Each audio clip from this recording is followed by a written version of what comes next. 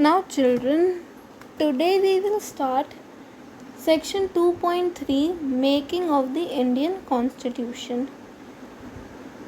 Now, before starting this, मैं आपको आपका क्लास 8 का थोड़ा सा रिवीजन दूंगी. आपने क्लास 8 में भी पढ़ा था our constitution chapter. So now as we all know, हमारी कॉन्स्टिट्यूशन को बनाने के लिए एक कॉन्स्टिट्यूएंट असेंबली बनाई गई थी, फ्रेम करी गई थी. ओके, सो कॉन्स्टिट्यूएंट असेंबली ने फ्रेम करा था हमारा constitution. Now under the cabinet mission plan of 1946 constituent assembly बनाई गई थी और कॉन्स्टिट्यूएंट असेंबली ने हमारी कॉन्स्टिट्यूशन बनाई थी. और इस कॉन्स्टिट्यूएंट असेंबली में करीबन 389 मेंबर्स थे. कितने मेंबर्स थे? 389 मेंबर्स. ठीक है. और कॉन्स्टिट्यूएंट असेंबली को अपना टास्क कंप्लीट करने में 2 साल 11 महीने और 18 दिन लगे थे. ठीक है. ऑल्दो एक 7 मेंबर ड्राफ्टिंग कमेटी भी बनाई गई थी जो डॉक्टर बी आर अम्बेडकर के अंडर में थी. सो बेसिकली ये आपका थोड़ा सा रिवीजन था जो आपको मदद करेगा ये इंडियन कॉन्स्टिट्यूशन और समझने में. ओके.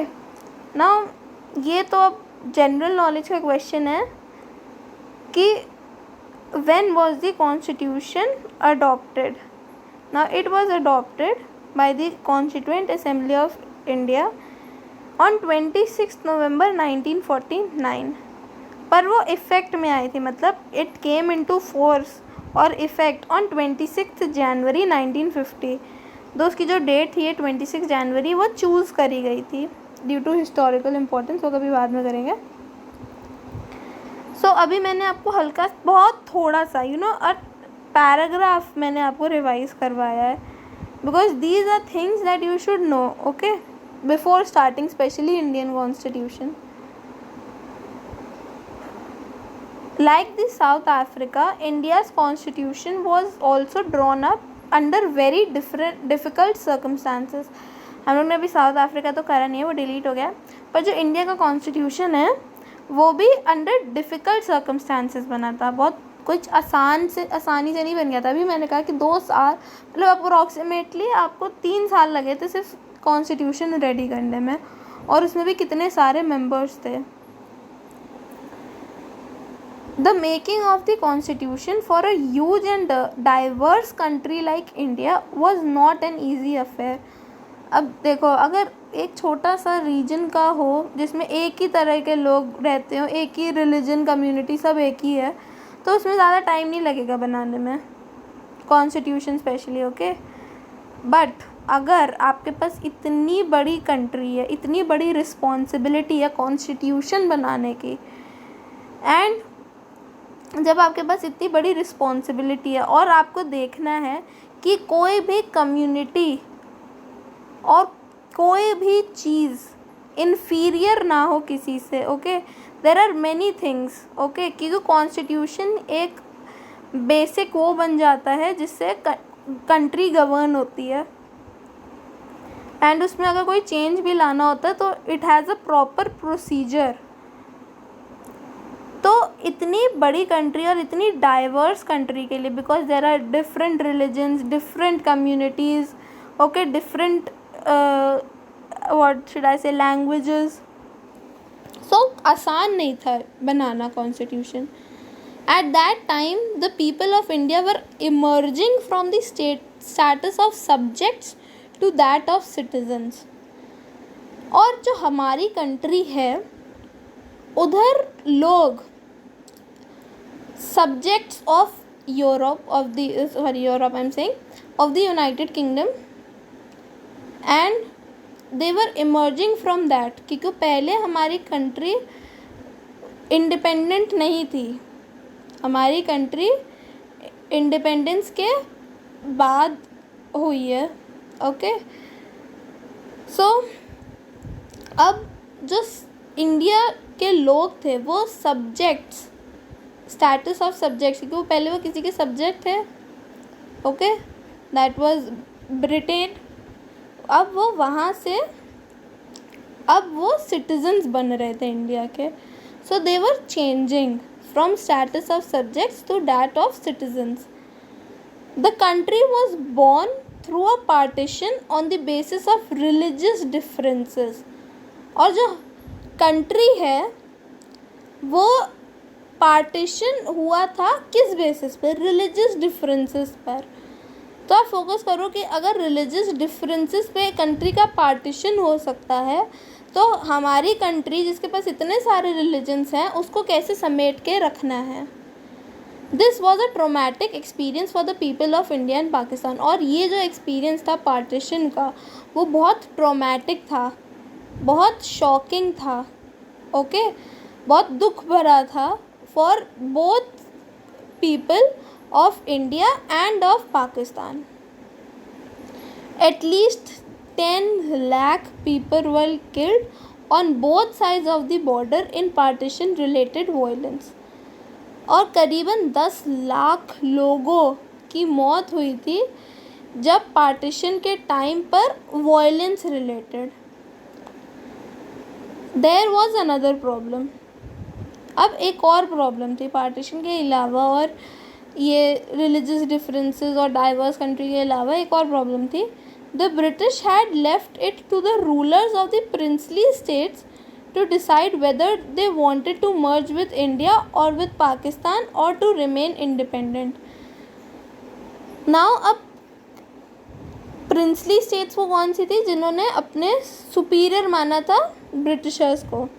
तो ब्रिटिशर्स ने क्या करा था, जो लीडर्स थे प्रिंसली स्टेट्स के, उन्होंने उनके ऊपर ये डिसीजन छोड़ दिया था कि उनका डिसीजन होगा कि वो इंडिया में रहना चाहते हैं, कि वो पाकिस्तान में रहना चाहते हैं, या वो इंडिपेंडेंट होना चाहते हैं। ना ही वो इंडिया का हिस्सा होना चाहिए, ना ही वो पाकिस्तान का हिस्सा होना चाहते हैं, इंडिपेंडेंट होना चाहते हैं। तो ये एक और प्रॉब्लम थी। Now, the merger of these princely states was a difficult and uncertain task. और जो प्रिंसली स्टेट्स का मर्जर है, मतलब वो किसके साथ मर्ज कर रहे हैं, इंडिया के साथ, पाकिस्तान के साथ, कि वो इंडिपेंडेंट रह रहे हैं, ये बहुत डिफ़िकल्ट था और अनसर्टेन था। मतलब उनको पता ही नहीं था कि वो किस साइड जाएंगे। When the constitution was being written, जब कॉन्स्टिट्यूशन लिखी जा रही थी, the future of the country did not look as secure as it is today. उस टाइम पे जब कॉन्स्टिट्यूशन लिखी जा रही थी तब जो हमारी कंट्री का फ्यूचर है वो इतना सिक्योर नहीं था जितना आज है। So when the constitution was being written, the future of the country did not look as secure as it is today. The makers of the constitution had anxieties about the present and the futures of our country. जो makers थे हमारे constitution के, उनको anxiety थी। Anxiety मतलब कि क्या होगा, अब क्या होगा, क्या आगे क्या होगा, अभी थोड़ी देर बाद क्या होगा, मतलब कैसा मर्ज होगा, कैसे कॉन्स्टिट्यूशन ड्राफ्ट करनी है, ये सब हो रहा था। So the makers of the constitution had anxieties about the present and the future of the country.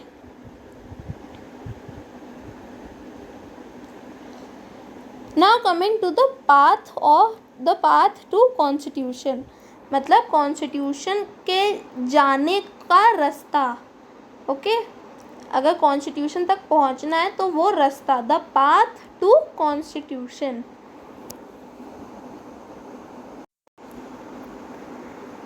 Despite all these difficulties, इन सारी प्रॉब्लम्स के बाद, मतलब बजाय भी नहीं, डिस्पाइट ऑल दीज डिफ़िकल्टीज मतलब इन सारी दिक्कतों के होने के बावजूद, there was one big advantage for the makers of the Indian constitution. एक एडवांटेज था हमारी makers of the Indian constitution के पास। They did not have to create a consensus about what a democratic India should look like. Now उनके पास क्या advantage था कि उनको एक क्रिएट नहीं करना पड़ेगा कंसेंसस कि डेमोक्रेटिक इंडिया कैसी लगेगी. Much of the consensus had evolved during the freedom struggle. और ये जो कंसेंसस है ये इवॉल्व हुई थी फ्रीडम स्ट्रगल के दौरान. नाउ चिल्ड्रन, अभी हमने देखा कि उनके पास एडवांटेज था कि उनको कंसेंसस क्रिएट नहीं करना पड़ेगा. ना what is a consensus? Consensus basically एक टाइप का ग्रुप डिस्कशन होता है जहाँ पे सबका ओपिनियन, सबका पॉइंट सुना जाता है और एक सोल्यूशन निकाला जाता है. कंसेंसस बेसिकली ये नहीं होता है कि सब अग्री करें या कोई एक रूल होना चाहिए. उसमें बस बेसिकली फोकस करा जाता है कि सोल्यूशन निकालें. और नेशनल मूवमेंट के दौरान जो फ्रीडम स्ट्रगल के दौरान काफ़ी कंसेंसस निकले थे, मतलब काफ़ी कुछ सोल्यूशंस निकले थे, इवॉल्व हुए थे.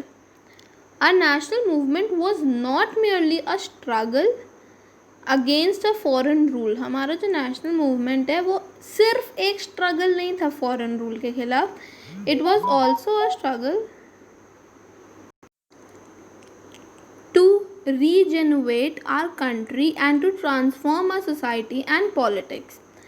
तो हमारा स्ट्रगल सिर्फ फॉरेन अगेंस्ट के खिलाफ, फॉरेन रूल के खिलाफ नहीं था. हमारा स्ट्रगल था कि हम अपनी कंट्री को रीजेनरेट करें. रीजेनरेट मतलब रिक्रिएट. ओके, नई एनर्जी लाएं अपनी कंट्री में. सो हम अपनी कंट्री को रिक्रिएट करें, फिर से बनाएं अच्छे से और ट्रांसफॉर्म करें अपनी सोसाइटी और अपनी पॉलिटिक्स को. There were sharp differences of opinion within the freedom struggle about the path India should take after independence. अब कई sharp differences मतलब बहुत ज़्यादा differences थे opinion के within the freedom struggle, मतलब freedom struggle के दौरान. अब जैसे you can take an example of violence and non-violence. Non-violence Gandhi ji and Subhash Chandra Bose with the use of violence. उनको लगता था कि with the use of violence से इंडिया अपनी इंडिपेंडेंस अचीव करेगी. और Gandhi ji was on the path with the act of non violence और सत्याग्रह है. सो ये है एक एग्जाम्पल कि देखो कितना बड़ा डिफरेंस था फ्रीडम स्ट्रगल के दौरान ही. और अब हम लोग बात करेंगे कि शार्प डिफरेंसेस ऑफ ओपिनियन थे कि इंडिया कौन से पाथ पे चलेगा after independence. Such differences exist even today. और कुछ differences अभी भी exist करते हैं. Yet some basic ideas had to come to be accepted by almost everyone. पर तो भी अब differences तो रहेंगे ही रहेंगे. एक opinion, एक point होना चाहिए जो mostly सब accept करें. As far as in 1928, Motilal Nehru and 8 other Congress leaders drafted for India. अब 1928 में मोतीलाल नेहरू और 8 और कांग्रेस लीडर्स ने एक कॉन्स्टिट्यूशन ड्राफ्ट करा. और 1931 में the resolution eight the Karachi session of the Indian national Congress dwelt on how independent India's constitution should look like.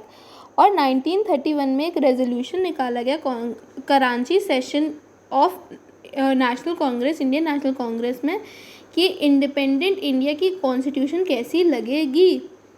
Both these documents were committed to the inclusion of universal adult franchise.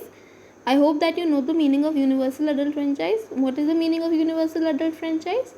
ये होता है कि above the age of 18 years without any discrimination सबके पास vote हो. All the citizens of the particular country, उनके पास vote हो कि वो अपनी पॉलिटिकल उसमें वोट कर सकें. ये है एक इसकी लेमैन लैंग्वेज की डेफिनेशन. ओके, कि हर कोई अडल्ट, हर कोई वोट कर सके. that is universal adult franchise without any discrimination, basically equality. So both these documents were committed to the inclusion of universal adult franchise, right to freedom and equality, and to protecting the rights of minorities in the constitution of independent India. अब जो दोनों ही documents हैं उनमें कौन कौन से point included थे? Universal adult franchise का, right to freedom, like right to freedom of speech, right to freedom of liberty, okay, ये सब, और इक्वालिटी के, और राइट्स ऑफ माइनॉरिटीज़ को कैसे प्रोटेक्ट करा जाए, ये सब पॉइंट्स इंक्लूडेड थे हमारी कॉन्स्टिट्यूशन में of the independent India. Some basic values were accepted by all leaders much before the constituent assembly met to deliberate on the constitution. और कई ऐसी सारी वैल्यूज़ हैं, बेसिक वैल्यूज़ थी जो पहले ही एक्सेप्ट कर ली गई थी by the leaders much before the constituent assembly. मतलब ये चीज़ काफ़ी पहले ही हो गई थी जब मतलब कॉन्स्टिट्यूएंट असेंबली के मिलने से कॉन्स्टिट्यूशन के मुद्दे पर.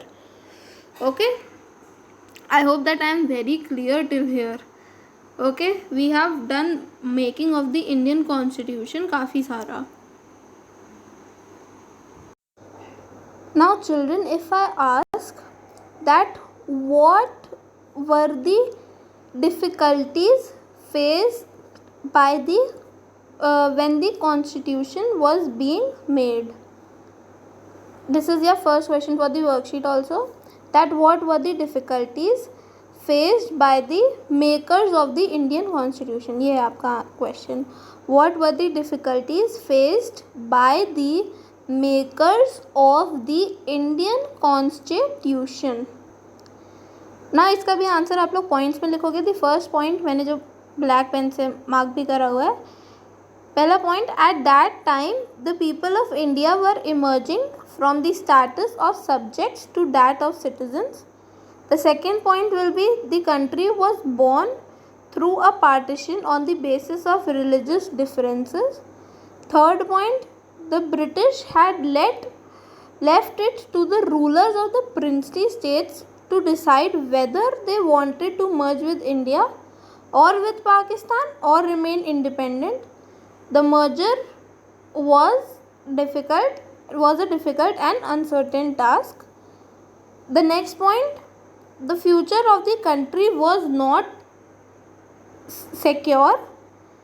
The next point, the makers of the constitution had anxieties about the present and the future of the country.